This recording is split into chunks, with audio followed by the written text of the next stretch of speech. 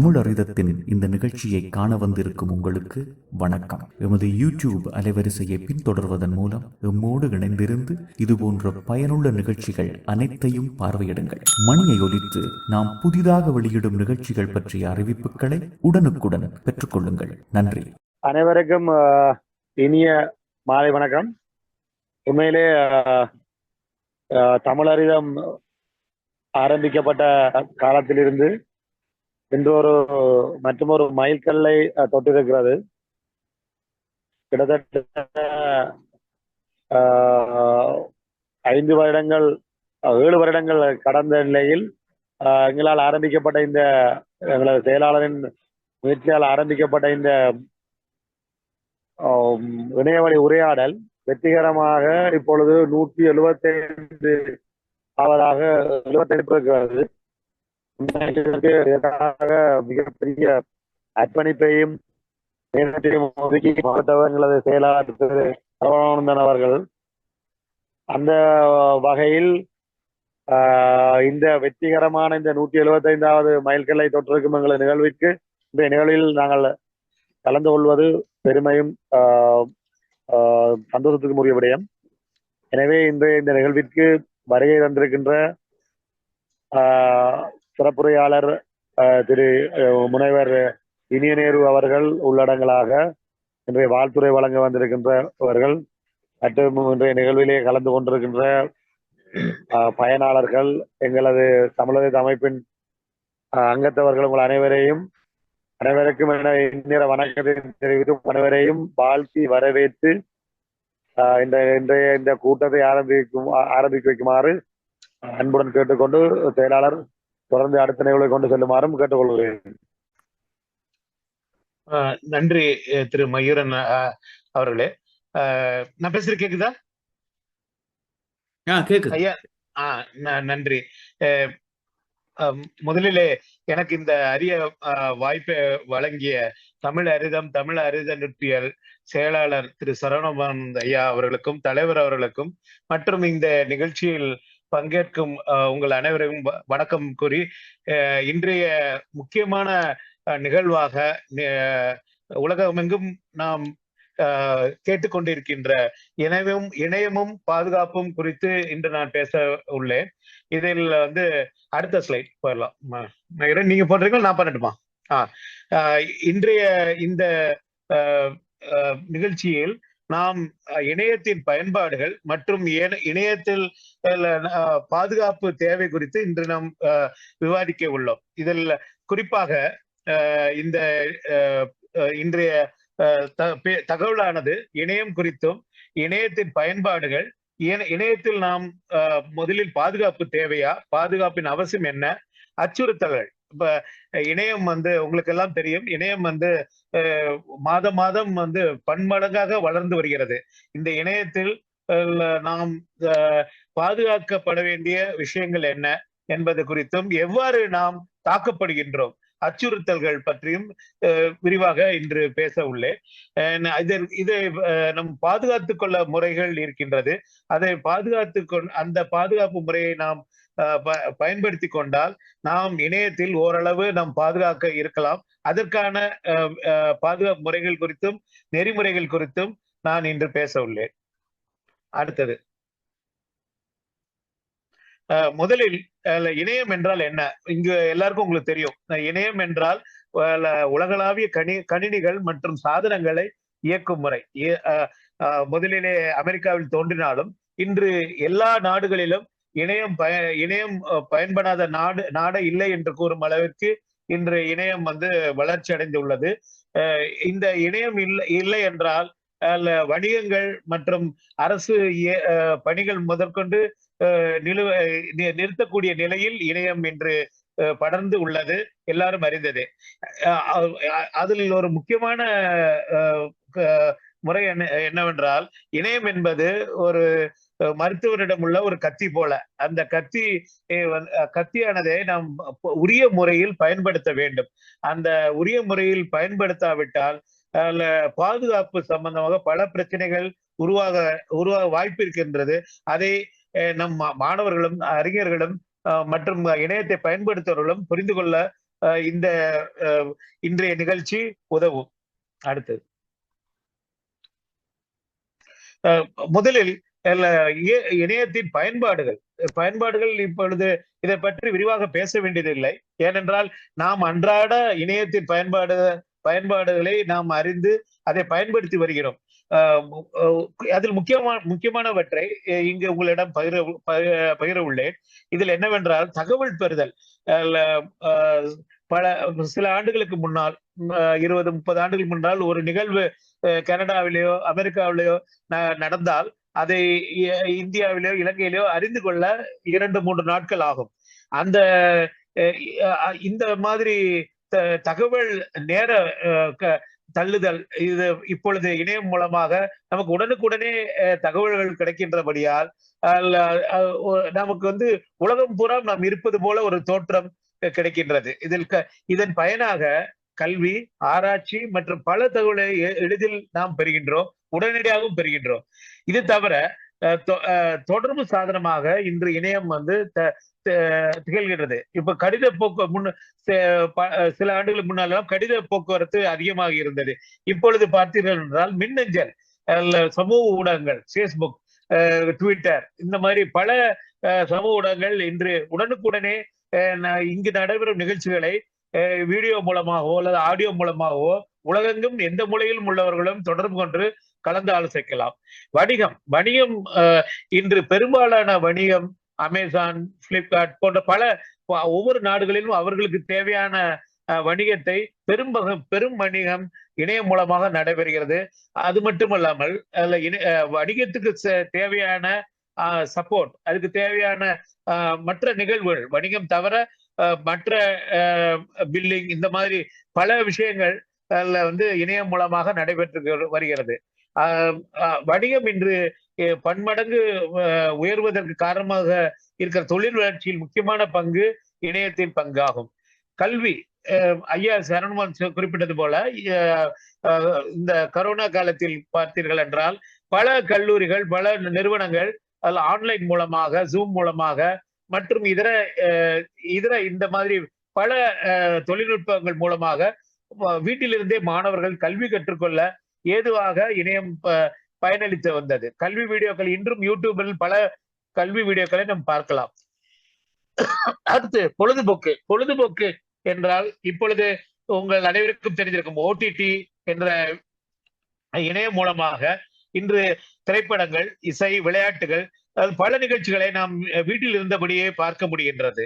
அடுத்து வேலைவாய்ப்பு இணையம் மூலமாக வேலை தேடுதல் எளிதாக உள்ளது. நமது பயோடேட்டா, நம்மை பற்றிய விவரங்களை இணையத்தில் உள்ளீடு செய்தால் நமக்கு தேவையான, நமக்கு விருப்பப்படும் தொழிலில் சேருவதற்காக அவர் நேர்முக தேர்வுகளுக்கு அழைக்கக்கூடிய வகையில் இன்று இணையம் வளர்ந்து இருக்கிறது. பல தொழில்நுட்ப கலைஞர்களுக்கு வேலை வாய்ப்பும் இணையம் மூலமாக கிடைக்கின்றது. மருத்துவ ஆலோசனைகள், மருத்துவம் சம்பந்தமாக பல கேள்வி பதில்களை இணையம் மூலமாக நாம் தெரிந்து கொள்ள முடியுது. குறிப்பாக மருத்துவர்களே சில ஐயப்பாடுகள் வரும் பொழுது இணையம் மூலமாக தெரிந்து கொள்கிறார்கள். பல நாடுகளில் நடைபெற்று வரும் மருத்துவ ஆராய்ச்சி குறித்த கடைசி தகவல்கள், சமீபத்திய மருத்துவத்தில் புதிய கண்டுபிடிப்புகள் போன்றவற்றை இணையம் மூலமாக தெரிந்து கொள்கிறார்கள்.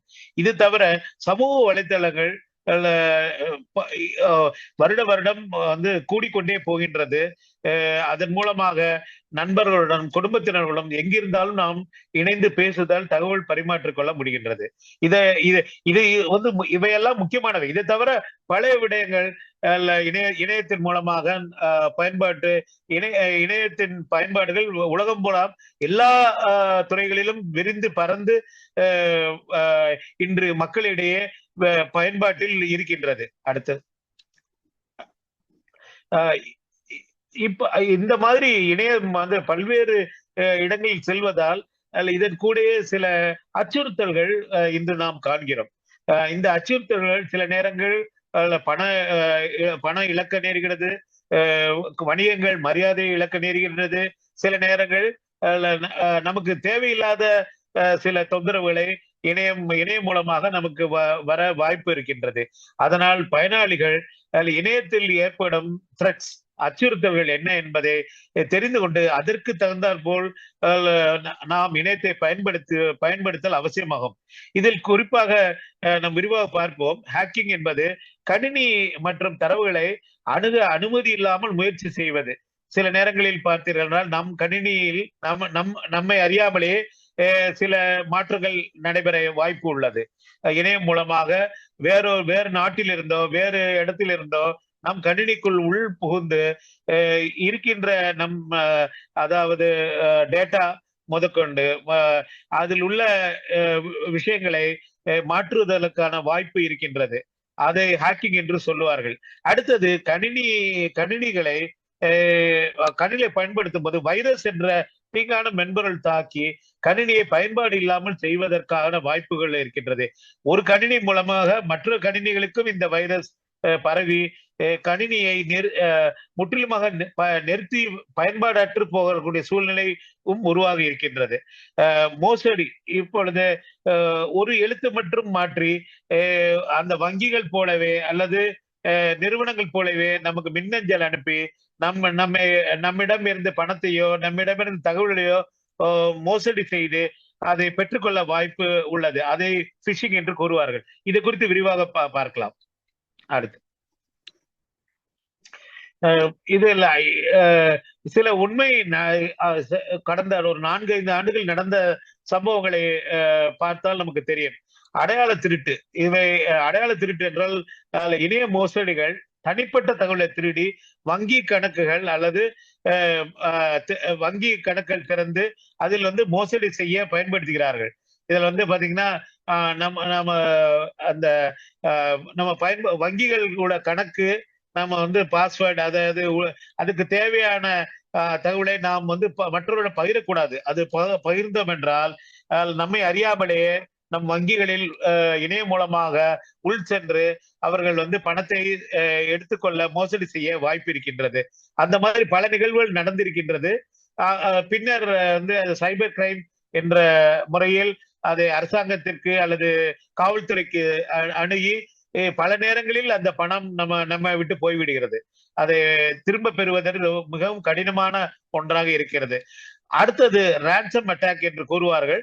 அதை தீங்கிழைக்கும் மென்பொருள்களை நம் கோப்புகளை உருவாக்கி அதன் மூலமாக நம்மிடம் பணம் நாம் கணினியை குறிப்பாக வணிகத்துறையில் பயன்படுத்துவதும் போது அதில் நிறைய நமக்கு தேவையான கணினி சம்பந்தப்பட்ட அந்த டேட்டா இருக்கும். அந்த டேட்டாவை அவர்கள் பிளாக் செய்து அதை தடுத்து குறிப்பிட்ட பணம் கொடுத்தால் மட்டுமே அந்த கணினியை மீண்டும் பயன்படுத்தும் வகையில் அந்த வானக்ரை என்று சில குறிப்பான தாக்குதல் சில ஆண்டுகளுக்கு முன்னால் நடந்தது. அந்த மாதிரி நம் கணினியை நமக்கு தெரியாமல் அதை பிளாக் செய்து நம்மிடமிருந்து பணம் கேட்கும் மிரட்டி கேட்கும் அளவுக்கு இந்த ஒரு அச்சுறுத்தல் இருக்கின்றது. அடுத்ததாக போலி மின்னஞ்சல். நான் ஏற்கனவே கூறியது போல ஒரு எழுத்து மற்றும் மாற்றம் இருக்கும். சில நேரங்களில் நாம் கவனக்குறைவாக அது நமக்கு தெரிந்த நண்பர்கள் அல்லது தெரிந்த வணிக நிறுவனங்களிலிருந்து அந்த மின்னஞ்சல் இருக்கின்றதை நினைத்து நமது முக்கிய தகவல்களை அவர்களிடம் கொடுத்து விடுறோம். ஜப்பானில் சமீபத்தில் என்ன நடந்தது என்றால், இந்த பிஷிங் முறையால் அவர்களது தரவு முக்கியமான டேட்டா முழுவதும் அவர்கள் இழக்க நேரிட்டது. அந்த மாதிரி வர்றப்ப அந்த நம்பகத்தன்மை அந்த நிறுவனத்தின் மேல் குறைந்து அந்த நிறுவனமே மூடும் நிலைமைக்கு தள்ளப்படுகிறார்கள். அடுத்து பெரிய பெரிய நிறுவனங்களுக்கும் இதை விட்டு வைக்கவில்லை இந்த அச்சுறுத்தல்கள். மைக்ரோசாப்ட் போன்ற நிறுவனங்கள் தகவல்களை வாடிக்கையாளர்கள் பட்ட தகவல்களை அவர்களுக்கு தெரியாமல் வெளியிட்ட சம்பவங்களும் நடந்துள்ளன. வைரஸ் மற்றும் ட்ரோஜன் போன்ற மென்பொருள்கள் கணினிகளை பாதிக்கின்றன. இந்த மாதிரி ஜப்பானிலும் அதாவது தொழில்நுட்பத்தில் வளர்ந்திருக்கும் நாடுகளுக்கும் இந்த அச்சுறுத்தல்கள் தினந்தோறும் நடந்து வருகின்றன. அதனால் நாம் அதை பாதுகாக்க வேண்டியது ஒவ்வொருத்தரின் கடமையாகும். சமூக சோசியல் இன்ஜினியரிங் அட்டாக். சில நேரங்களில் பேஸ்புக் நாம் பார்க்கிறோம். பேஸ்புக் நம்ம அறியாமலே நம்ம பேர்லயே பேஸ்புக் முகவரியில் போல சென்று பணம் கேட்கும் சூழ்நிலை எல்லாம் இருக்கின்றது. இந்த மாதிரி சில அச்சுறுத்தல்கள் தினந்தோறும் நடந்து கொண்டிருக்கின்றது. அது குறித்து எப்படி அதை தவிர்க்கலாம் என்பதை பற்றி அடுத்து பார்ப்போம்.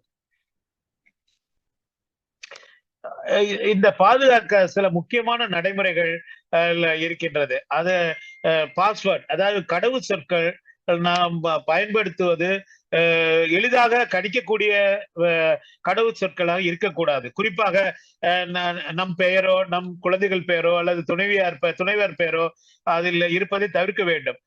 பல நிறுவனங்கள் 8 அல்லது 10 எழுத்துக்களை கொண்டு கடவுச் சொற்களை இருக்க வேண்டும் என்று கூறுகிறார்கள். அது சில நிறுவனங்கள் ஒரு மாதம் ஒரு முறை அதை மாற்றும் சொல்லுகிறார்கள். இது ஒரு நல்ல முறை. கடவுச் சொற்களை நாம் ஞாபகத்தில் வைத்துக் கொள்ள வேண்டும். அதை குறிப்பாக அதை எழுதி எல்லாருக்கும் தெரியும் வகையில் வைக்கக்கூடாது. இரண்டாவது, மல்டி ஃபேக்டர். இப்பொழுது உலகமெங்கும் அந்த இந்த இணையத்தில் பாதுகாப்பு முறையில் பயன்படுத்துவது மல்டி ஃபேக்டர் ஆத்தென்டிகேஷன். அதாவது ஒன்றுக்கும் மேற்பட்ட குறியீடு, அதாவது உறுதிப்படுத்துதல் பயன்படுத்துகிறார்கள்.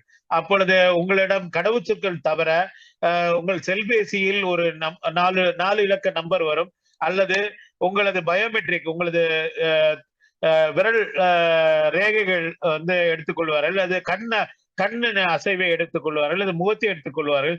இந்த மாதிரி 2 அதாவது ஒன்றுக்கும் மேற்பட்ட உள்ளீடு முறைகளை பயன்படுத்தும் போது இதுக்கு பாதுகாப்பு அதிகரிக்கின்றது.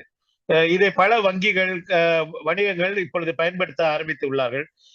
பொதுவாக இணையம் இலவசமாக கிடைக்கும் இடங்கள் எங்கே இருந்தாலும் சரி, அது புகைவண்டி நிலையமாக இருந்தாலும் சரி, அல்லது விமான நிலையமாக இருந்தாலும், அங்கிருந்து நமது வங்கிகளை தொடர்பு கொள்வதை தவிர்க்க வேண்டும்.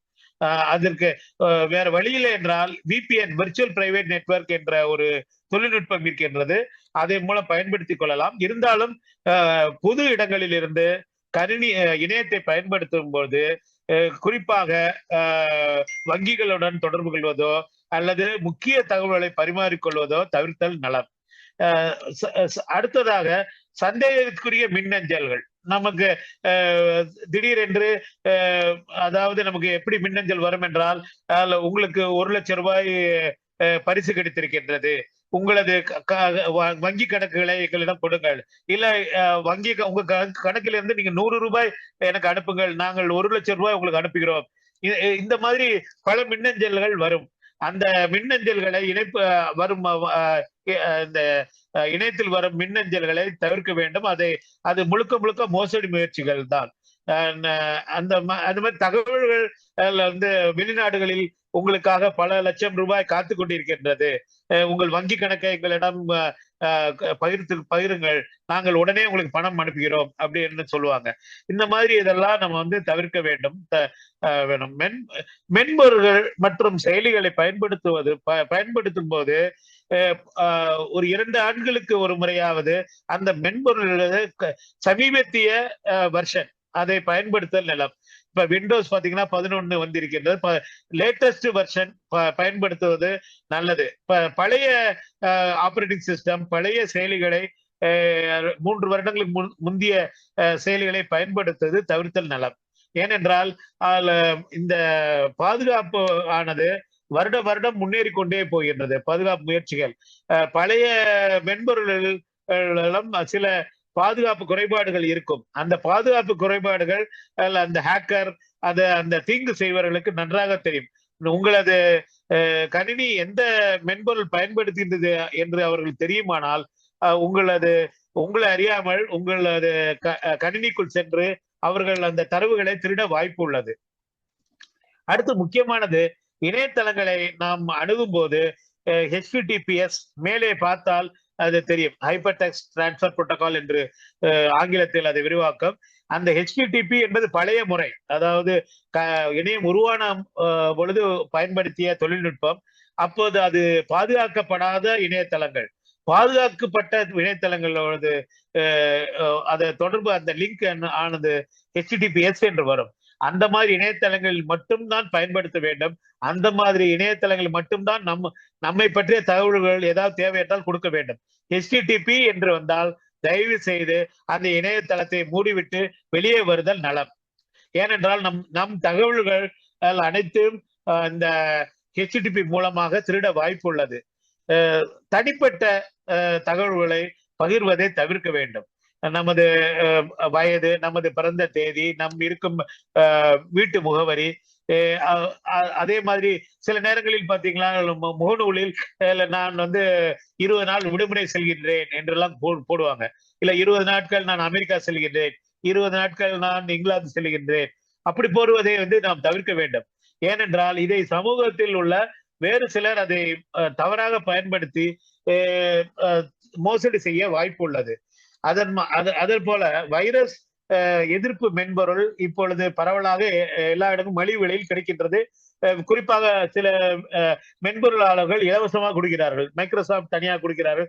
அதை நம்ம கணினியில் பயன்படுத்துதல் நலம்.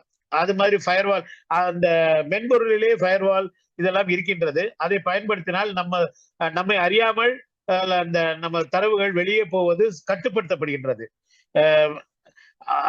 தகவல் தரவை நாம் பேக்கப் என்றால் முக்கியமான தரவுகளை நாம் அதை பென் டிரைவ்லயோ அல்லது ஒரு ஹார்ட் டிஸ்க்லயோ அதை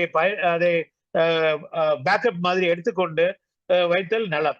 இப்ப வங்கிகள்லாம் பாத்தீங்கன்னா ஒவ்வொரு நாளும் மாலை முடிகிற பொழுது அவர் அன்று நடக்குகின்ற அந்த டிரான்சாக்சன் என்னென்ன நடக்குகின்றதோ அந்த நிகழ்வுகளை அதை பேக்கப் எடுத்து அதை ஒரு தட்டில் அது ஹார்ட் டிஸ்க் அதுல ஸ்டோர் பண்ணி வச்சிருப்பாங்க. ஒருவேளை நம்ம தரவு இந்த கணினியில் இழப்பு ஏற்பட்டால் அந்த ஹார்ட் டிஸ்க்ல இருந்து திருப்பி அதை ரிகவர் செய்து திருப்பி போட்டுக் கொள்வார்கள்.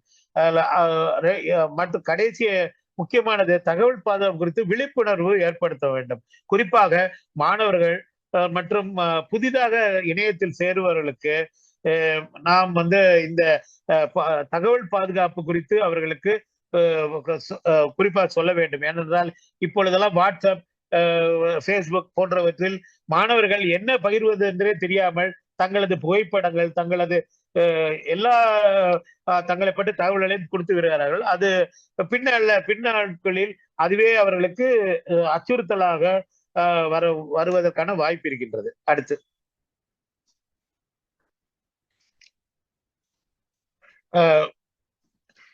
இதற்கு இந்த நெறிமுறைகள் இதை எப்படி அதை ஓரளவு நாம் தற்காத்துக் கொள்ளலாம். ஏன்னா இணையம் இணையத்தை விட்டு வெளியே வர முடியாது. இணையம் என்பது இன்று தவிர்க்க முடியாத ஒரு தொழில்நுட்பம் ஆகிவிட்டது. நாம் விரும்பினாலும் விரும்பாவிட்டாலும் தொழில்நுட்பத்தை நாம் தவிர்க்க முடியாது. ஆகையால் நாம் எப்படி இந்த இணையத்திலிருந்து நம்மை பாதுகாத்துக் கொள்ள முடியும் என்பதற்கு சில அறிவுரைகள், நெறிமுறைகள் இப்பொழுது நான் கூற உள்ளேன். நான் ஏற்கனவே கூறியது போல கடவுச்சொற்கள், டிக்ஷனரி வார்த்தை, அதாவது நாம் புத்தகத்திலிருந்து எடுக்கிற மாதிரி அந்த வார்த்தைகள் இருக்கக்கூடாது. ஏனென்றால் அது ஒரு சின்ன மென்பொருள் எழுதி அந்த நம்ம இப்போ ஒரு சாதாரண வரவேற்பு அப்படிலாம் வைக்கக்கூடாது, வெல்கம் அப்படி வைக்கக்கூடாது, அல்லது தேங்க்ஸ் அப்படிலாம் வைக்கக்கூடாது. ஒரு டிக்ஷனரி வார்த்தைகளை தவிர்க்க வேண்டும். அதனால இப்ப பல இணையத்து முகவரிகள்ல என்ன சொல்லுவாங்கன்னா, நீங்க ஒரு எழுத்து, ஒரு ஆங்கில எழுத்து வேணும், ஒரு எண் வேணும், சிறப்பு எழுத்துக்கள் வேணும், இப்படி எல்லாம் சொல்லி மினிமம் ஒரு குறைந்தபட்சம் ஒரு 8 எழுத்தாவது இருக்க வேண்டும். சில இடத்துல 10 எழுத்து சொல்றாங்க, சில இடத்துல 12 எழுத்து கூட சொல்றாங்க. அது மாதிரி ஏற்கனவே உள்ள கடவுச்சொற்களை திரும்ப பயன்படுத்தக்கூடாது. நீங்க ஏற்கனவே ஒரு முறை பயன்படுத்தியதை அடுத்த முறை அதே கடவுச்சொற்களை பயன்படுத்தக்கூடாது. இந்த மாதிரி சில பெஸ்ட் பிராக்டிஸ் நெறிமுறைகள்லாம் நமக்கு பயன்படுத்தினால் ஓரளவு நம்ம பாதுகாத்துக் கொள்ளலாம். ஏற்கனவே நான் கூறிய போது மல்டி ஃபேக்டர் ஆத்தென்டிகேஷன், இதெல்லாம் 2 உள்ளீடு பண்ணும்போது 2 உள்ளீட்டு முறைகளையும் சேர்க்க வேண்டும். அதில் உங்களது செல்பேசி நம்பரை நீங்கள் பதிவு செய்திருந்தால் ஒரு ஓடிபி வரும். அந்த ஓடிபி உங்களது கடவுச்சொல் தவிர இந்த ஓடிபி நம்பர் கொடுத்தால்தான் உள்ளே போக முடியும். சோ இதன் மூலமாக சில இந்த ஹேக்கிங் போன்றவற்றை தவிர்க்கலாம். அடுத்தது நான் சொன்ன மாதிரி HTTPS இணையதளங்கள் மட்டும் பயன்படுத்த வேண்டும். சந்தேகப்படும் இணையதளங்களை தயவு செய்து போகக்கூடாது. நமக்கு தெரியாத இணையதளங்கள் உள்ளே செல்வது உள்ளே சென்றால் நம்மை அறியாமலேயே அந்த குக்கி என்று சொல்வார்கள். அவர்கள் வந்து அந்த இணையதளத்திலிருந்து நம்மை அறியாமலே ஒரு சின்ன மென்பொருளானது நம்ம கணினிக்குள் சென்று நாம் பயன்படுத்தும் போது நம்மை அறியாமல் நம் தகவல்களை அந்த இணையதளத்திற்கு செல்வதற்கான வாய்ப்பு இருக்கின்றது. ஆதலால் தெரிந்த இணையதளங்கள் மற்றும் பயன்படுத்துதல் நல்லது. அடுத்து நான் சொல்லியது போல வைரஸ் வந்து ஆன்டி வைரஸ் என்ற மென்பொருள் இருக்கின்றது. அதை பொதுவாக நாம் நமது கணினியில் இன்ஸ்டால் செய்து அதை பயன்படுத்துவது அவசியம். இரண்டாவது, அந்த ஆன்டி வைரஸும் பழைய ஆன்டி வைரஸ் இருத்தல் வந்து தவிர்க்க வேண்டும். அவ்வப்பொழுது நிறுவனங்கள் அவர்களது கடைசி அந்த அப்டேட்டட் மென்பொருளை தருவார்கள். அதை நாம் தரவிறக்கம் பொதுவாக இலவசமாக கிடைக்கும். அந்த தரவிறக்கம் செய்து முதல் முறையாக நாம் பணம் கொடுத்து வாங்கிவிட்டால் ஓராண்டுகளுக்கு எத்தனை முறை அந்த மென்பொருள் அப்டேட் செய்தாலும் நமக்கு இலவசமாக கொடுப்பார்கள். அதை நாம் பயன்படுத்துவது சிஸ்டம் அப்டேட்ஸ், செக்யூரிட்டி பேட்சஸ் என்று கூறுவார்கள். அதை நாம் பொதுவாக அவ்வப்பொழுது நம் கணினியில் அதை புதுப்பிக்க வேண்டும். அடுத்து நான் கூறியது போல பேக்கப், அவ்வப்பொழுது நம் முக்கிய தகவல்களை இன்னொரு நம் கணினி தவிர, நம்ம பயன்படுத்தும் கணினி தவிர இன்னொரு இடத்திலும் அதை ஒரு காப்பு எடுத்து அதை வந்து வைத்துக் கொள்வது, தகவல் என்றாவது இழந்தால் அதை திரும்ப பெற்றுக்கொள்வதற்கு இந்த காப்பு பயன்படும். அதை ஆட்டோ பேக்கப் என்று சில மென்பொருளில் வசதி செய்து கொடுத்திருக்கிறார்கள். நாம் விரும்பினாலும் விரும்பாவிட்டாலும் அந்த பேக்கப் முறை நம் கணினியில் இன்னொரு இடத்தில் இருக்கும். சில நேரம் பாத்தீங்கன்னா ஒன் டிரைவ், கூகுள் டிரைவ் அப்படியெல்லாம் நீங்க கேள்விப்பட்டிருப்பீங்க. அப்போ வந்து முக்கியமான வேர்டு, முக்கியமான எக்ஸல், முக்கியமான பவர் பாயிண்டை நீங்கள் வந்து இணையத்தில் ஆப்பிள் யூஸ் பண்றவங்களா இருந்தா ஐக்ளவுட் இருக்கு, கூகுள் டிரைவ் இருக்கு, ஒன் டிரைவ் இருக்கு. இந்த மாதிரி பல வந்து கிளவுடிலேயே கொடுக்கிறார்கள். அந்த மேக கணினி மூலமாக நாம் வந்து ஒரு சிறு தொகையை செலுத்தி இலவசமாக சில அளவுகோல், சில அதாவது பேக்கப் இடம் வரைக்கும் பேக்கப் பண்ணக்கூடிய அந்த ஸ்டோரேஜ் வரைக்கும் இலவசமா தருவார்கள்.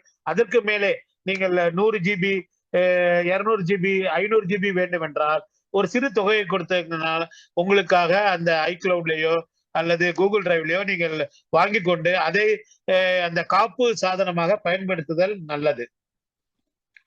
சமூக ஊடகங்களில் நாம் வந்து சில நேரங்களில் நம்ம தகவல்களை பிரைவசி செட்டிங், ஃபேஸ்புக் முகநூல் எல்லாம் பாத்தீங்கன்னா பிரைவசி செட்டிங் மூலமாக பயன்படுத்திக் கொள்ளலாம். இப்ப நிறைய வாரம் ஒரு முறையாவது நம் நண்பர்கள் வந்து ஃபேஸ்புக்ல வந்து அவங்களோட முகவரி திருட்டு போயிருக்கு என்பதை நம்ம ரெகுலராக பார்த்து கொண்டிருக்கின்றோம். அதற்கு முக்கிய காரணம் நம்ம பயன்படுத்தும் கடவுள் சொற்கள் நம்ம பிரைவசி செட்டிங் சரியா இல்லாததுதான். அதையும் நாம் பிரைவசி செட்டிங்கை சரியாக அதை வடிவமைத்து அதை பாதுகாத்து அதை சரியாக பயன்படுத்தினால் இந்த மாதிரி சமூக வலைத்தளங்களில் நமது டேட்டாவானது, நமது தகவல்கள் திருடு போக வாய்ப்பு குறைவாக உள்ளது. அது மாதிரி ஏற்கனவே நான் கூறியது போல இணைய பாதுகாப்பு விழிப்புணர்வு எல்லா மக்களிடம் செல்ல வேண்டும். அதற்கு இப்ப இந்த மாதிரி நிகழ்வுகள் நடக்கும்போது இணைய பாதுகாப்பு குறித்து கல்லூரிகளிலும் பள்ளிகளிலும் கணினி பற்றி பாடம் நடத்தும் போது ஒரு இன்றியமையாத ஒரு நிகழ்வாக கணினியும் பாதுகாப்பும் என்று குறித்து நாம் மாணவர்களுக்கு விளக்க வேண்டிய அவசியம் இன்றைய சூழ்நிலையில் உள்ளது. அடுத்து இது முடிவாக நான் கூற விரும்புவது, இணையம் என்பது இணையம் வந்து பல நன்மைகள் இருந்தாலும் அதற்கு சில பாதுகாப்பு அவசியமா தேவைப்படுகின்றது. அது நம்ம அனைவரின் கடமையாகும். அதாவது இணையம் வந்து முழுமையாக பாதுகாப்பானது என்று கூறுவதற்கு இல்லை. அதனால் நாம் அதற்கு ஒரு மினிமம் அதற்கு அவசியம் தேவையான சில முன் எச்சரிக்கை நடவடிக்கைகளை நாம் எடுத்தோம் என்றால் பின் விளைவுகளை நாம் நிறைய அதற்கு தவறான நிகழ்வு நடக்காமல் பாதுகாத்துக் கொள்ளலாம். முடிவாக சொல்ல வேண்டும் என்றால் நம் பாதுகாப்பு நம் கையில் உள்ளது. நன்றி, வணக்கம்.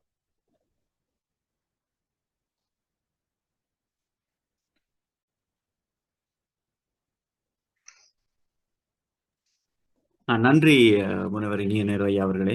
அஹ், ஒரு அருமையான மிக முக்கியமான ஒரு விஷயம்.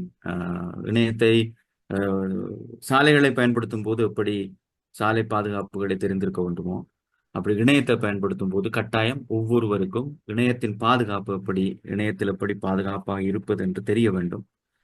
அந்த விடயங்களை மிகவும் விளக்கமாகவும் விரிவாகவும் இனிய நேரு ஐயா அவர்கள் சொல்லி சென்றிருக்கிறார்கள். மிகவும் நன்றி. அடுத்ததாக நாங்கள் இந்த அழிக்கை பற்றிய சந்தேகங்கள், கேள்விகள் இருந்தால் மிக சுருக்கமாக அதை அவரிடம் கேட்பதற்கான நேரம். கேள்விகள் உள்ளவர்கள் தயவு செய்து சுருக்கமாக அந்த கேள்விகளை இப்போது கேட்கலாம்.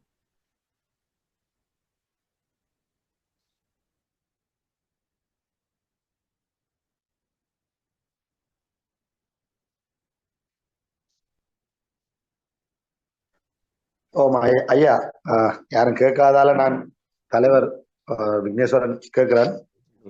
சொல்லுங்க. எனக்கு என்னென்னால், நீங்க சொன்ன விஷயங்கள்ல இது சார்ந்த ஒரு ஓரளவான அனுபவம் அறிவும் இருந்தாலும் எனக்கு ஒரு சந்தேகம் இருக்கிற காலமாக நான் இந்த ஜிமெயில், என்னுடைய மின்னஞ்சலை நான் ஜிமெயில் தான் பாவிக்கிறேன்.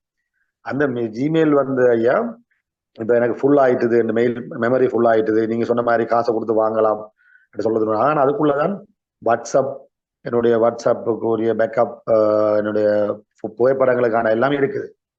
இதுல என்னன்னு சொல்லி சொன்னால் ஐயா, இலங்கையினுடைய சட்டத்தின் அடிப்படையில வாட்ஸ்அப் வந்து அரச கட்டுப்பாட்டுல அவங்க எங்களோட தகவல்களை, பதிவுகளை அரசாங்கத்துக்காக கொடுக்குறாங்க. பட் என்னுடைய பேக்கப் எல்லாம் வந்து மின்னஞ்சலுக்கு, ஜிமெயில் மின்னஞ்சலுக்கு தான் போகுது. இப்போ ஜிமெயில் மின்னஞ்சல நான் காசு கொடுத்து, நீங்க சொன்ன ஒரு சிறிய தொகையை கொடுத்து நான் ஒரு இதை வாங்குறதுக்கு ஊடாக எனக்கு வந்து அது ஒரு பாதுகாப்பானதாக நான் உணரலாம். வாட்ஸ்அப் பண்ணி மட்டுமில்லை, வேறு விஷயங்கள் ஒரு பாதுகாப்பானதாக நான் உணரலாமா? அது எந்த அளவுக்கு எங்களுக்கு பாதுகாப்பா இருக்கும்? அதாவதுங்க, நம்ம இலவசமாக நாம் பயன்படுத்துவதற்கு வந்து எந்த விதமான சட்ட பாதுகாப்பும் கிடையாது. நாம ஒருவேளை அதை யாராவது தவறுதலாக பயன்படுத்தினால் நாம் வந்து கூகுள் மேலேயோ இல்ல வேற இவங்க மேலேயோ எந்த ஆக்ஷன் எடுக்க முடியாது.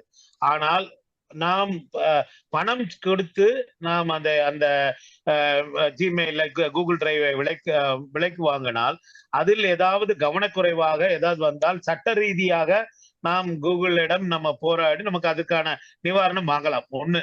ரெண்டாவது, கூகுள் நிறுவனமானது அவங்களுக்கு வந்து அந்த டேர்ம்ஸ் அண்ட் கண்டிஷன்ஸ் இருக்குங்க. அதுல வந்து பாத்தீங்கன்னா அவங்க வந்து ஒருத்தரோட தகவல் வந்து அடுத்தவருக்கு வந்து பார்க்கிற மாதிரி கிடையாது. ஏன்னா நம்ம நாட்டோட இந்தியா, இலங்கை அது அவங்கள ஒப்பீடு செய்து அமெரிக்காவோட போடுறப்ப, அமெரிக்காவில் ஒரு சின்ன தகவல் வெளியே போனா கூட உடனே அந்த கம்பெனியை இழுத்து மூடுற அளவுக்கு அவங்க வந்து கோர்ட்ல கேஸ் போட்டுருவாங்க. அதனால அவங்க வந்து சட்டங்கள் வந்து ரொம்ப கடுமையானவை. அது குறிப்பாக இந்த மாதிரி பாதுகாப்பு இல்லாமல் நம்ம தரவுகள், நம்ம டேட்டா தகவல்கள் வெளியே போனா அவங்கள வந்து பல லட்சம் டாலர்கள் அவங்க வந்து இழப்பீடு கொடுக்க வேண்டிய சூழ்நிலை இருக்கும். அதனால பொதுவாக இலவசமாக நம்ம வந்து கொடுக்கறத காட்டிலும் அதற்காக மாதம் நாம் ஒரு 200 ரூபாயோ 300 ரூபாய் 500 ரூபாய் வாட் எவர் மேபி பணத்தை கொடுத்து நம்ம அந்த வாங்குற அந்த பேக்கப் ஆனது செக்யூர்ட், அதாவது பாதுகாப்பு தன்மை உள்ளதாகத்தான் இத்தனை ஆண்டுகள் எனக்கு தெரிந்தவரை இருக்கின்றது. ஓரிரு சமயங்களில் நம்ம அதை பயன்படுத்தும் அந்த கடவுள் சொல்லானது வேற ஒருத்தருக்கு பயன்படக்கூடிய, வேற ஒருத்தருக்கு தெரிந்து விட்டால் அது வந்து அவங்க ஒண்ணும் செய்ய முடியாது. எப்படி நம்ம வந்து ஏடிஎம் கார்டை வந்து நம்மளோட பின் நம்பர் நம்ம தெரிந்த நண்பர்களோ அல்லது உறவினர்களோ அதை எடுத்துக்கொண்டு போய் வங்கியில போய் பணம் எடுக்க முடியுமோ, அதே போல கடவுள் சொல் நமது கடவுள் சொல் மற்றவர்களுக்கு தெரியக்கூடிய தெரிந்தால் அல்லது இலகுவான கடவுள் சொல்லாக இருந்தால் அதுக்கு வந்து அதை காம்ப்ரமைஸ் ஆகிறதுக்கான வழிகள் இருக்கு. அது வந்து நம் தவறு ஒழிய அது கூகுள் நிறுவனத்தின் தவறு அல்ல. அதனால எனக்கு சொல்லுங்க. வாட்ஸ்அப் என்பது இன்று வந்து பல இடங்களில் வந்து தவறுதலாக பயன்படுத்துவதற்கான வாய்ப்புகள் நிறைய வந்தமையால் அரசாங்கங்களே நேரடியாக வாட்ஸ்அப் நிறுவனத்துடன் தொடர்பு கொண்டு எங்களுக்கு வந்து சில த்ரெட், சில சைபர் அச்சுறுத்தல்கள். டெரரிசம், அதாவது இதன் மூலமாக எங்களுக்கு வந்து ஒரு நாட்டுக்கு சில தீமைகள் வர்றதுக்கான வாய்ப்பு இருக்கின்றது, அல்லது ஒரு போர் வர்றதுக்கான வாய்ப்பு இருக்கின்றது, இல்ல சமூக விரோதிகள் அதை பயன்படுத்துவதற்கான வாய்ப்பு இருக்கின்றது என்று கூறு கூறுகிற அவர்கள் வந்து அந்த மாதிரி சொல்றபடியால் இருக்கின்ற அவங்க அந்த வாட்ஸ்அப் வந்து இலவசமா பயன்படுத்தும் போது அவங்க உடனே கொடுத்துடுறாங்க. ரெண்டாவது, நீங்க உங்களுக்கு தெரிஞ்சுன்னு நினைக்கிறேன், ஒரு வருடம் 2 வருடம் முன்னாடி இந்திய அரசு இந்தியாவிலே ஒரு Facebook அக்கௌண்ட்டை பிளாக் செய்வதற்காக அரசாங்கம் கூறியப்ப கூட ஒரு 2-3 நாட்கள் கழித்து தான் அந்த நிறுவனமானது பிளாக் செய்ய முடிந்தது. ஏன்னா அவங்க வந்து சில அமெரிக்க இப்ப வந்து இந்த சைபர் லா அப்படின்னு சொல்லுவோமே, சைபர் லா வந்து ஒரு விசித்திரமான சைபர் லா. இப்பொழுது ஒரு குற்றம் வந்து ஒரு நாட்டில் நடக்கிறது, அது வந்து வெளிநாட்டுக்கு மென்பொருளானது, அதை பயன்படுத்தியவர் இன்னொரு நாட்டில் இருக்கிறார், 3-4 நாடுகள் அதில் சம்பந்தப்பட்டிருக்கும் பொழுது அந்த சைபர் லா வந்து அவளை எளிதாக அதை பயன்படுத்த முடியாது. இல்ல குறுக்க மன்னிக்கணுமே, இப்ப நான் அதைத்தான் நடத்த உங்களை கேட்க வந்து என்னென்றால், இலங்கையினுடைய சட்ட கட்டமைப்புல சுமார் 2 வருடங்களுக்கு முன்னுக்கு கொண்டு வந்துட்டாங்க என்றால், வாட்ஸ்அப்பையும் வந்து வாட்ஸ்அப்ல பரிமாறப்படுற தகவல்களை அடிப்படையாக வச்சுக்கொண்டு நீதிமன்றங்களுக்கு ஆதாரமாக சமர்ப்பிக்கலாம் என்று சொல்லி. ஆனால் நான் உங்களுக்கு கேட்கிறேன், சர்வதேச ரீதியாக நான் உதாரணத்துக்கு கூகுளுக்கு எதிராக ஒரு வழக்கு நான் தொடர்றாக என்றால், அதாவது என்னுடைய தனி உரிமை மீறப்பட்டுட்டது, அதனூடாக வந்து என்னுடைய தகவல் கசிஞ்சிட்டேன்னு சொல்லி கூகுளுக்கு எதிராகவோ இல்லை சர்வதேச ரீதியாக காணப்படுகின்ற மல்டிநேஷனல் கம்பெனிக்கு எதிராக நான் வழக்குகள் தொடர்வது தொடர்பாக காணப்படுகின்ற அந்த வரையறைகளை பற்றி நாங்கள் எங்க மக்களுக்கு சொல்ல வேணும், தெளிவு இருந்தா தான் அதுவும் பயப்படாம இருக்கலாம். அது சம்பந்தமான உங்களுக்கு ஏதாவது தகவல் சொல்ல முடியுமா? இந்த சைபர் லாங்கிறது வந்து ஒரு விசித்திரமானது. அந்த சைபர் லா வந்து அது ஒரு எந்த இப்ப நான் குறிப்பா இப்ப இந்த ஒரு வாரமா சைபர் லா பத்தி தான் படித்துக் கொண்டிருக்கிறேன். அதுல பாத்தீங்கன்னா அந்த இன்டர்நேஷனல் கிரைம் அப்படிங்கறது வந்து எப்படி வந்து இப்ப வந்து இன்டர்போல் அது மேனுவலா, அதாவது இந்த இணையம் வருவதற்கு முன்னாடி எப்படி சிரமங்கள் இருந்ததோ அதை விட கூடுதலாக சிரமங்கள் இப்பொழுது சைபர் லா மூலமாக இருக்கின்றது. அதாவது நாம் நினைத்தபடி நான் ஏற்கனவே சொன்ன மாதிரி ஒரு Facebookல ஏதோ ஒருத்தர் தகவலை வந்து தவறுதலாக பயன்படுத்தினார் என்றால் அந்த Facebook அக்கௌண்டை அரசாங்கம் நினைத்தா கூட அதை பிளாக் பண்ணுவதற்கு சில விதிமுறைகள் இருக்கின்றது. அதை அவங்க அந்த விதிமுறை உட்பட்டு அது 2 நாட்கள் ஆகலாம், 1 வாரம் ஆகலாம் அதை பிளாக் செய்வதற்கு. அதை வந்து ஒரு தெளிவான முறைகள் இன்று இல்லை. அதாவது இதுக்கு வந்து ஒரு இன்டர்நேஷனல் ஒரு கோர்ட் மாதிரி சைபர் கிரைம்க்கு இல்ல, இன்னைக்கு தேவையில்லை. அந்தந்த நாட்டுல கிரைம் நடக்கிறப்ப அந்தந்த நாட்டுல தான் நீங்க வந்து அதாவது காவல்துறை தான் இப்ப வந்து அதிகாரம் கொடுத்திருக்காங்க. அந்த காவல்துறைக்கு எங்க அவங்களால முடியுதோ அங்கதான் அவங்களால அத தீர்வு அல்லது அவங்க வந்து பனிஷ்மெண்ட் கொடுக்க முடியும்.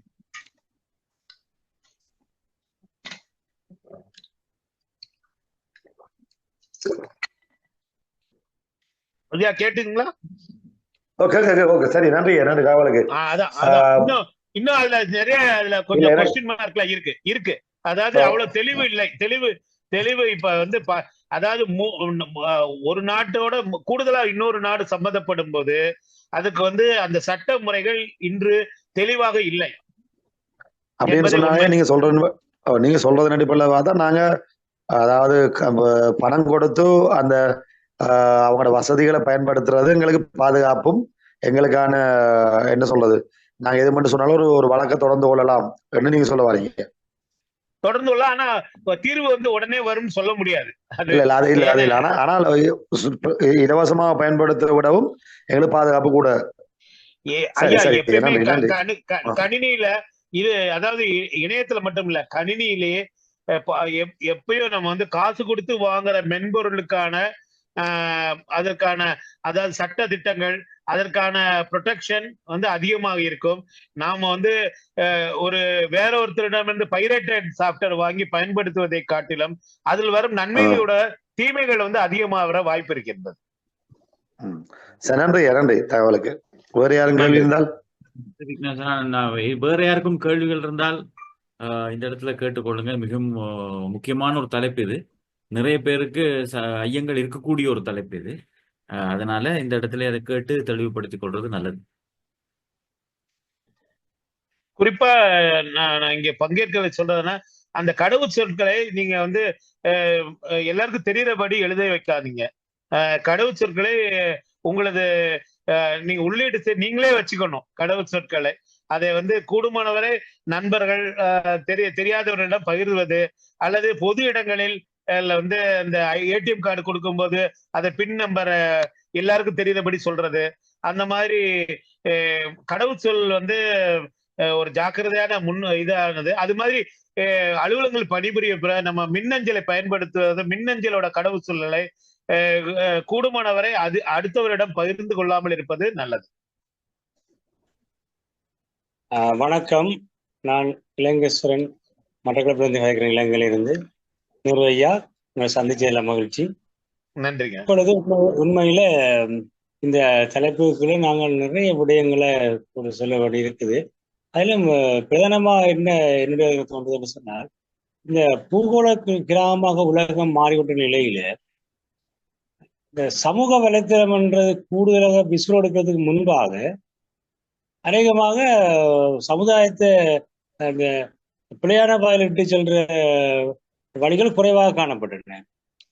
இப்ப இந்த சமூக வலைத்தளங்கள் கூடுதலாக பொழுதுபோக்கு மையமாக கொண்டு வர்ற பொழுது அது அவங்க தயாரிப்பு அவங்களுக்கு அது வெற்றி. ஏனென்று சொன்னால், ஒரு பல்வேறுபட்ட நாடுகளில் இருக்கிற பல்வேறு மொழி, பல்வேறு பண்பாடு, பல்வேறு வயது குழுக்கள், பல்வேறு ரசனை உள்ளாக்கள், அப்படி அவங்க அந்த எல்லாரையும் சேர்த்து தங்களை வாழ் இழுக்கிறதுக்கு ஏற்ற மாதிரி அவங்க கொண்டு போறாங்க. இதுல இன்னும் ஒரு விஷயம் எனக்கு தோன்றுன்னு சொல்லி சொன்னால், ஒவ்வொரு ஆளும் உள்ள அந்த வீக்னஸ் இருக்கு. வீக்னஸ் வந்து பலவீனங்கள். அதாவது சுருக்கமாக சொல்ல போனால், ஒரு பக்தி உள்ள ஒரு ஆளை பிடிச்சு அவருக்கு ஏற்ற மாதிரி கொண்டு போய் அவர்கிட்ட இருந்து காசு கறந்துருவாங்க. ஐயா கோயில் கட்ட போறோம், அது மாதிரி ஒவ்வொரு விடயங்களும். உதாரணத்துக்கு மேக்கப் பண்ற விஷயத்தை பற்றி போட்டு போய் அவ்வளவு சம்பந்தப்பட்டாக்களை ஈர்த்து அவங்களுக்கு தெரியாமலே அவங்கள்ட்ட இருந்து அப்படி ஒவ்வொரு துறைகள்லையும் வந்து இப்போ டிராமாக்கள் எடுத்துக்கொண்டாலும் அது மாதிரி தான். அந்த குறிப்பிட்ட இப்போ நாங்கள் வானொலி எடுத்துக்கொண்டாலும் இரவுல வந்து காதலருக்கு என்று சொல்லி ஒரு புரோகிராம் நடத்துறாங்க. அதன் மூலமாக அந்த கேட்டகரி ஆக்கல இப்படி அறியாமலேயே தங்களை அறியாமலே நாங்களும் உட்பட என்ன செய்யறோம், எங்களுடைய பெருமைக்கு நேரத்தை அந்த பொழுதை வந்து போக்கி கொண்டிருக்கிறோம். இந்த பொழுதை வந்து நல்ல பயன்பாடுயான ரீதியில கொண்டு வரக்கூடிய மாதிரி ஆன்மீக சம்பந்தமோ அல்லது மொழியுறவு சம்பந்தமோ அல்லது வாழ்க்கை திறன்கள் சம்பந்தமோ அல்லது இந்த டைமா காசாக்குறதுக்குரிய வேலைகள் கற்றுக்கொள்ற சம்பந்தமோ விடயங்கள் எல்லாம் விடுத்து நாங்கள் இப்பொழுது உதாரணத்துக்கு வாட்ஸ்அப்பை தூக்கினால், அடுத்தது இன்ஸ்டாகிராமுக்கு போனால், அடுத்தது ஃபேஸ்புக்கு போனால், இப்படியே அந்த நேரம் தொட்ட வைக்க முடியாத மாதிரி எல்லாரையும் இழுத்து கொண்டே போய் கொண்டிருக்குது. இது வந்து உண்மையிலேயே ஒவ்வொரு ஆளும் உள்ள பலவீனத்தை தான் அவங்க கண்டுபிடிச்சு அந்தந்த குழுக்கள்கிட்ட இருந்து அவங்க தங்களுக்குரிய வருமானத்தை தேடிக்கொண்டு போறாங்க. இதை பற்றிய உணர்வு மக்களுக்கு ஏற்படுறதுக்கும் உண்மையிலேயே தாங்களுக்கு இருந்து பயன்முறை வழியில பயன்படுத்த நிறைய வழிகள் இருக்குது. ஆனா பயனற்று போறதுக்கும் 100 வீதம் இருக்குது. அப்ப பயன்படுத்துவர் தான் இது ரெண்டுக்கும் ஆட்பட்டு போறார். ஆகவே இந்த மாதிரி மக்களை வந்து வெளிப்படுத்தப்படுறதுக்கும் இருந்து பாதுகாக்கிறதுக்கும் என்னுடைய கேள்வி மென்பொருள் ரீதியாக அல்லது அந்த தளத்துக்குள்ளேயே ஏதோ ஒரு பொழுதுபோக்கு தளம் எடுத்தோம்னா அந்த தளத்துக்குள்ளேயே இவங்களை அதுக்குள்ள இருந்து வெளியில கொண்டு வரதுக்கு ஒழுங்குகள், வாய்ப்புகள், அறிவுறுத்தல்கள். இப்ப என்ன எதிர்பார்க்கறது சொன்னா, இப்ப சிகரெட் பிடிக்கிற பட்டியல் எழுதியிருப்பாங்க, இது வந்து புற்றுநோயை ஏற்படுத்தும் அபாயம் படம் எல்லாம் போட்டிருப்பாங்க. ஆனா அதுல ஆட்கொள்ளப்பட்ட என்ன செய்யறான்னா அந்த படத்தை அவனுக்கு தெரியுது இல்லை. அவனுக்கு நல்ல காற்றை உள்ளுக்கு அனுப்புறதுக்கு பதிலா புகக்காற்றை அனுப்புறான், அது கூட விஷயம் ஒன்று தெரியுது இல்லை. இதே போல எங்களுடைய சமூக வலைத்தளங்கள் என்னவா இருந்தாலும் மக்களை திசைப்பி பிள்ளையானவாக கொண்டு போறதுக்குள்ள தங்களுடைய பாதுகாப்புக்காக அவங்க, அதாவது நீங்கள் இப்ப இதுக்கு முதல் எங்களுடைய தலைவர் காய்ச்சிருந்தார், நீங்களும் உரையாடி இருந்தீங்கள், சடரீதியான விடயங்களை பற்றி காய்ச்சிருந்தோம். இப்ப என்னுடைய கேள்வி, அவங்க தங்களுக்குரிய சட்ட ரீதியாகவும் தாங்க தப்புறதுக்கும் வழியை வச்சிருக்காங்க, நாங்களும் தப்புறதுக்குரிய வழி தான் நீங்கள் இப்ப சொன்னீங்க.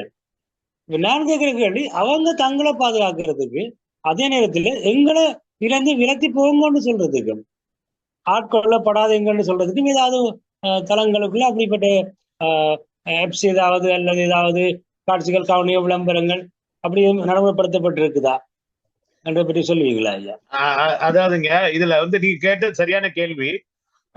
இணையம் வந்து சுதந்திரத்திற்கு ஒரு இது, அதாவது நான் ஏற்கனவே சொன்ன மாதிரி இந்த ஒரு வாரமா நான் வந்து இந்த சைபர் லா பத்தி, சட்ட திட்டங்களை பத்தி பல பல நாடுகள்ல என்னென்ன எப்படி பயன்படுத்துறாங்கன்னு பார்த்துட்டு இருந்தேன். அதுல பார்த்துட்டு இருந்த பாத்தீங்கன்னா ஒவ்வொரு நாட்டுக்காரங்களும் ஒவ்வொரு விதமா அந்த இணையத்தை வந்து கட்டுப்படுத்துறாங்க. சில நாடுகள்ல வந்து பாத்தீங்கன்னா இப்ப குறிப்பா பாத்தீங்கன்னா உங்களுக்கு தெரியும்னு நினைக்கிறேன், துபாய் மாதிரி இடத்துல வாட்ஸ்அப்ல வந்து ஆடியோ கால் பேச முடியாது. நீங்க சில நாடுகள்ல பாத்தீங்கன்னா வாட்ஸ்அப்ப வந்து பேன் பண்ணிருக்காங்க. சில நாடுகள்ல வந்து நீங்க இது தகவல்களை எது போட்டாலும் அதை வந்து அரசாங்கத்துக்கு ஒரு காப்பி மாதிரி போகும். அப்ப போறப்ப இவங்க ஏதாவது தேவையில்லாத அச்சுறுத்தும் வகையில ஏதாவது அல்லது அரசாங்கத்துக்கு எதிராக சில கருத்துக்களை சொன்னா, இப்ப கூட நேத்து கூட யாரோ ஒருத்தர் சொன்னாங்க, அமெரிக்கால வந்து இந்த மாதிரி ட்ரம்ப்புக்கு எதிராக சில பேர் சொல்றாங்கிற அதையும் வாட்ஸ்அப் மூலமாக அதை கண்காணிக்கிறதுக்கு பார்த்துட்டு இருக்காங்க அப்படிங்கிற மாதிரி. அது உண்மையா என்னன்னு தெரியல, பட் இருந்தாலும் அந்த மாதிரி வருது. இது வந்து நான் நடுவுல ஒரு இது நான் சொன்னேன், இது வந்து இணையம் அல்லது எந்த தொழில்நுட்பமே ஒரு கத்தி மாதிரி. அந்த கத்தியை வந்து பயன்படுத்துவது எப்படிங்கிறத நம்ம பள்ளி நாட்களிலே அல்லது கல்லூரியிலே நம்ம வந்து மாணவர்களை, நான் திரும்ப திரும்ப சொல்றது என்னன்னா, நீங்க வந்து அந்த மாணவர்கள் பருவத்திலேயே அவங்கள வந்து நம்ம ஃபைன் டியூன் பண்ணணும். தொழில்நுட்பத்தை நம்ம நிறுத்த முடியாது. நம்ம தொழில்நுட்ப இன்னைக்கு வந்து வாட்ஸ்அப் இப்ப நம்ம எல்லாம் தாண்டி வந்துட்டோம்.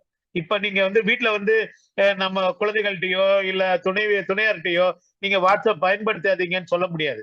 இப்ப வந்து சாப்பிடுறப்ப பாத்தீங்கன்னா 4 பேரும் மொபைல் போனை வச்சுட்டு தான் அவங்க சாப்பிட உட்கார்றாங்க. சோ அத வந்து நம்ம தவிர்க்க முடியாத ஒரு இதாயிடுச்சு. அது வந்து என்ன ஒரு எஸ்கேப்பா அல்லது எதான்னு எனக்கு தெரியல. பட் இருந்தாலும் அந்த தொழில்நுட்பமானது நம்ம வந்து சில தொழில்நுட்ப வளர்ச்சியை நம்ம எவ்வளவுதான் பண்ணாலும் அதை வளர்ந்து விட்டதுக்கு அப்புறம் அதை நிறுத்த முடியாது. நிறுத்துவது நம் கையில் இல்லை. அதை வந்து நிறுத்த முடியாது. அதற்கு வந்து என்ன பண்ணணும்னா அந்த தொழில்நுட்பமானது அதாவது குழந்தை பருவத்திலிருந்தே பள்ளிகளிலும் கல்லூரிகளிலும் இந்த இணையத்தில் நன்மையும் இருக்கு, கெடுதலும் இருக்கின்றது. இதை வந்து உனக்கு நாளைக்கு வாழ்க்கை கல்வியில வந்து நீ வந்து இணையத்தை வந்து நல்லதுக்கு பயன்படுத்த வேண்டும். அத வந்து இப்ப பாத்தீங்கன்னா ஓரளவு இந்த இளைஞர் சமுதாயம் வந்து விழிப்பாதான் இருக்காங்க. அவங்க பாத்தீங்கன்னா அவங்க தேவையில்லாத நேரத்துலதான் வாட்ஸ்அப் அல்லதான் பாக்குறாங்க, இன்ஸ்டாகிராம்ல. நீங்க அலுவலகத்துல போனீங்கன்னா அவங்க அலுவலகத்துல கட்டுப்பாடு வந்திருக்கு. குறிப்பா சில அலுவலகங்கள்ல பாத்தீங்கன்னா எனக்கு தெரியும், பெங்களூர்ல எல்லாம் பாத்தீங்கன்னா அவங்க வந்து இணைய தொடர்பே கிடையாது. அவங்க மொபைல் போனை சில அலுவலகங்கள்ல என்ன பண்ணிடுறாங்க, மொபைல் போனை வாங்கி வச்சிடுறாங்க. நீங்க வந்து காலையில உள்ள போறப்பே அந்த செல்பேசியை வந்து அங்க கொடுத்துட்டு போயிடணும். மாலையில தான் நீங்க செல்பேசி எடுக்க முடியும். அத செல்பேசியை வந்து பயன்படுத்தக்கூடாதுன்னு நிறைய நிறுவனங்கள்ல தடை வச்சிருக்காங்க. அது மாதிரி நிறுவனத்துக்கு நிறுவனம் வந்து அவங்க வந்து வச்சுக்கலாம். ஆனா இது வந்து ஒரு சிரமமான வேலைதான். ஏன்னா நமக்கு வந்து இந்த அடிக்டட் எப்படி ஒரு போதை நமக்கு அடிக்ஷன் கொடுக்குதோ, இணையமும் வந்து ஒரு அடிக்ஷன் கொடுக்கக்கூடிய வல்லமை கொண்டது. அது யூடியூபா இருந்தாலும் சரி, இன்ஸ்டாகிராமா இருந்தாலும் சரி, அல்லது பேஸ்புக்கா இருந்தாலும் சரி, அல்லது ட்விட்டரா இருந்தாலும் சரி, அதை வந்து நம்ம உள்ள போக போக அதை நம்மளை பிடிச்சு இழுத்துரும். அதை இழுக்கிறப்ப அது சுய கட்டுப்பாடு வந்து கட்டாயம் தேவை. அத நீங்க சொல்றீங்கல்ல, ஒரு சிகரெட் குடிக்கிறவருக்கும் வாட்ஸ்அப்ல போதையில இருக்கிறவருக்கும் ரொம்ப பெரிய வித்தியாசம் இல்லை. இன்ஃபேக்ட் சிகரெட் குடிச்சா அவர் ஒருத்தர் தான் கெடுதி, இது வாட்ஸ்அப் போனா பல பேருக்கு கெடுதி. அந்த மாதிரி நிறைய நிறைய இது வந்து சுய கட்டுப்பாடு ஒண்ணு வரணும். அதுக்கு வந்து நம்ம கீழே உள்ள யங்கர் ஜெனரேஷன் வந்து குழந்தைகள் மூலமாகவே அதை வந்து இணையத்தில் நன்மை இருக்கு, தீமை இருக்கு, இது செய்தால் இது நன்மை, இது செய்தால் தீமை, நாளைக்கு உனக்கு வாழ்க்கையில் நீ வந்து நல்லவனா வர்றதும் கெட்டவனா வர்றதும் உன் கையில தான் இருக்குங்கிறத நம்ம சிறு வயதுல இருந்தே குழந்தைகளுக்கு பண்ணணும். ஆனா அந்த தொழில்நுட்பம் மாறிட்டே இருக்கும். இப்ப இந்த நூற்றாண்டுல வந்து இணையம் இருக்கிற மாதிரி அடுத்த நூற்றாண்டுல வேற வரும். அதனால தொழில்நுட்பமானது மாறிக்கொண்டே இருப்பதுதான் தொழில்நுட்பம். அதனால நம்ம பயப்பட தேவையில்லை. இப்ப கார் வந்தப்ப மாட்டு வண்டிக்காரங்க எல்லாம் பயந்தாங்க, நம்ம வந்து கார் வந்துருச்சு, அது கார் வந்துருச்சு, வளர்ந்துட்டு தான் போகுது. அதனால தொழில்நுட்பமானது மேலும் மேலும் புதிய தொழில்நுட்பங்கள் வரத்தான் செய்யும். அதுல நன்மைகளும் இருக்கும், தீமைகளும் இருக்கும். அத நன்மைகள் என்ன, தீமைகள் என்னன்னு பெரியவங்க நம்ம பார்த்து இளைஞர்கள், இளைய சமுதாயத்துக்கு வழிகாட்டணும். நன்றி ஐயா. நன்றி சொன்னீர்கள், அது நன்றே சொன்னீர்கள். நன்றி ஐயா. வணக்கம். சிறப்பாக பதிலளித்த இனிய நேரு ஐயா அவர்களுக்கும் நன்றி. நாங்கள் முடிக்கின்ற நேரம் நெருங்கிவிட்டது. அதனால இதுக்கு மேல கேள்விகளை எடுக்கக்கூடிய நிலைமை இல்லை.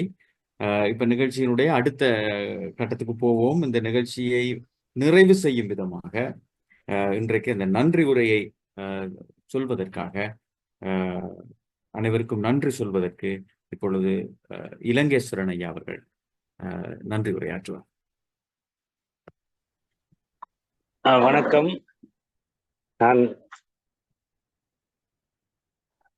நமது பூமியின் பூமத்திய கோட்டுக்கு தென்பால் அமைந்துள்ள வட இலங்கையில் இருந்து தடம் பதித்த இணையவழி உரையாடலை பிரதான வழியாக கொண்டு சங்கம் வளர்த்த தமிழை அடுத்த தலைமுறையினரின் தற்கால நிலைக்கேற்ப தகவல் தொழில்நுட்ப உலகின் இலத்திரனியல் வடிவத்தினூடாக எடுத்துச் சென்று புகழ் மனம் பரப்பி இன்று 175வது உரையாடலையும் கடந்து கொண்டிருக்கின்ற இந்த நிகழ்வின் இறுதியில நன்றி உரை சொல்வதற்கு கிடைத்த இந்த வாய்ப்பை நான் மிகவும் மதிக்கின்றேன்.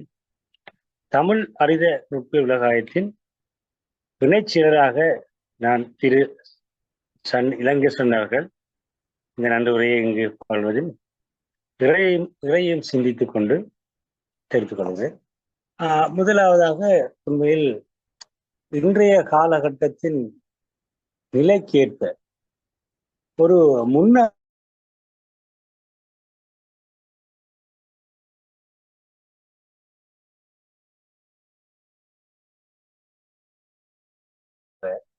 இணைய முறையில பல விடயங்களையும் காட்சிப்படுத்தியும் தெரிவித்தும் நிறைந்த அறிவுடன் நம்மோடு உரையாற்றி இந்த நிகழ்வுகளை சிறப்பித்த இன்று ஒரு சிறப்புரையாகவும் நிறைப்பித்த நமது முனைவர் இனிய நேரு ஐயா அவர்களுக்கு நன்றியை சொல்லிக் கொண்டிருக்கிறேன். இரண்டாவதாக இந்த தலைமை உரையினை இன்று தலைமை உரையுடன் சேர்த்து வரவேற்புரையை நிகழ்த்திய தலைவர் விக்னேஸ்வரன் ஐயாவுக்கும் நன்றி கூறிக்கொள்கிறேன்.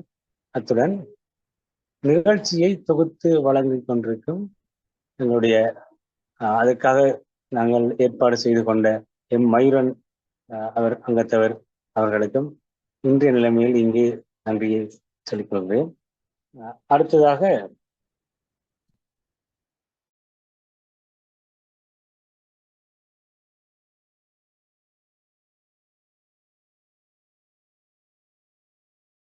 இந்த எங்களுடைய இந்த தமிழ் அறிதம் என்பது எமது சீராளராக கொண்டிருக்கின்ற இன்றுமே கொண்டிருக்கின்ற சீரா சாமந்தன் ஐயா அவர்களின் சிந்தையை உதித்த ஒரு செயல் வடிவம். அது செயலாக்கம் பெறுவதற்கு பலரும் ஒன்றிணைந்து ஆர்வலர்களாக சேர்ந்து இணைந்த வகையில் இந்த சிறப்பாக செய்து கொண்டிருக்கிறோம். இதனை உருவாக்கிய எங்களுடைய ஐயாவுக்கும் நன்றியை தெரிவித்துக் கொண்டேன். அடுத்ததாக வாழ்த்துறை வழங்கி இந்த நிகழ்வை சிறப்பித்த நாவண்ணா அம்பிகபாவன் ஐயா அவர்களுக்கும் அவர் ஒரு விரிவுரையாளராக தேசிய கல்விக் கல்லூரியில் பல விடயங்களையும் தெரிந்து எங்களோடு பயணித்துக் கொண்டிருக்கின்றார். அவருக்கும் நன்றியை தெரிவித்துக் கொண்டேன். அடுத்ததாக எமது நிகழ்வுக்கு அன்று தொடக்க இன்று வரைக்கும் ஐயா அவர்கள் குறிப்பிட்டது போல தமிழ் ஜேர்னல் கனடா அவர்கள் துணைப்புதவிகளை வழங்கிக் கொண்டிருக்கிறார்கள். அவர்களுடைய இந்த உதவியினூடாக நாங்கள் எந்த தடையும் இல்லாமல் இந்த நிகழ்வை இணையத்தின் வழியாக பல ஆலோசனைகளை பெற்று நடத்தி கொண்டிருக்கின்றோம். அவர்களுக்கு நன்றி கூறுகின்றேன். அத்துடன் இந்த நிகழ்வினை இலங்கை ஒலிபரப்பு கூட்டுத்தாபனம் அதில் தென்றல் வாழ்வினர் ஊடாக தமது நாட்குறிப்பு பகுதியில் பிரதி வெள்ளி சனி வியாழன் வெள்ளி சனி இந்த நாட்களில் காலையில் அதை வெளிப்படுத்தி கொண்டிருக்கிறார்கள், தெரிவித்துக் கொண்டிருக்கிறார்கள். அவர்களுக்கும் இந்த இடைவிடாத பணிக்காக நன்றி கொள்கிறேன். அடுத்ததாக ஒவ்வொரு எமது இந்த நிகழ்வுகளையும் வளமை போன்று அல்லாது இணைய வழிக்கு ஏற்ற மாதிரி காணொளி வடிவத்தில் உள்ள ஒரு அழைப்பீர்களை உருவாக்கி ஒரு தனக்கும் நிகரில்லாத ஒரு வகையில சிறப்பாக தயாரித்து வழங்கி கொடுக்கும் ஐயா கவிதை கணேசன் அவர் இந்தியாவில் இருந்து நமக்காக உதவி கொண்டிருக்கிறார். அவருக்கும் நன்றியை கூறிக்கொண்டு எமது இந்த பயணப்பாதையில இலைமறை காயாக இருந்தும் தோள் கொடுத்து ஊக்கப்படுத்தி சிறப்பாக வழிநடத்திக் கொண்டிருக்கிற அனைவருக்கும் நன்றியை கூறிக்கொண்டு விடைபெறுகிறோம். வணக்கம்.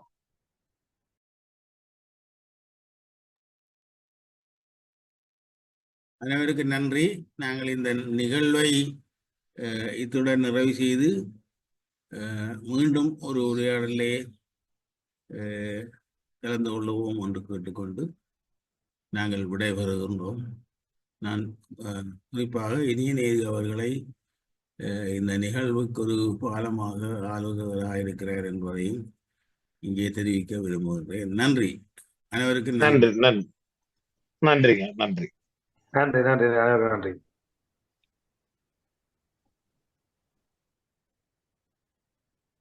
ரெக்கார்டிங் நிப்பாட்டுங்க. ஐயா எங்களோட தொடர்ந்து பயணித்து கொண்டு எங்களோட பயணித்துக் கொண்டிருக்கிறீர்கள். ஆதியும்